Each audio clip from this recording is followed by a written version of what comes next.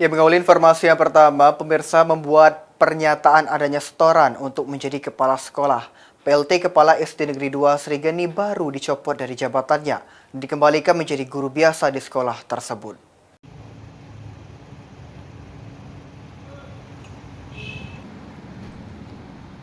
Dinas Pendidikan Kabupaten Ogan Komering Ilir mencopot PLT Kepala SD Negeri 2 Srigeni baru dari jabatannya dan dikembalikan menjadi guru biasa di sekolah. Hal ini dikemukakan Kabid Guru dan Tenaga Kependidikan Distrik Oki, Herianto.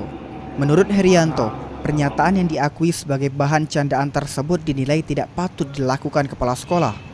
Untuk itu, sanksi diberikan sebagai bentuk pembelajaran bagi seluruh kepala sekolah di Oki agar lebih berhati-hati dalam menyampaikan pernyataan di ruang publik. Walaupun yang bersangkutan menyebut hanya bahan candaan, namun pernyataan tersebut tidak patut diucapkan. Heri menegaskan bahwa kepala sekolah adalah pejabat publik, sehingga setiap ucapan dan tindakannya menjadi perhatian serta contoh di masyarakat. Tidak benar, dan ini terus kami ambil tindakan, yaitu akan kami berhentikan menjadi kepala sekolah, berarti dan akan kembalikan menjadi guru biasa. Ahmad Romawi, PAUL TV.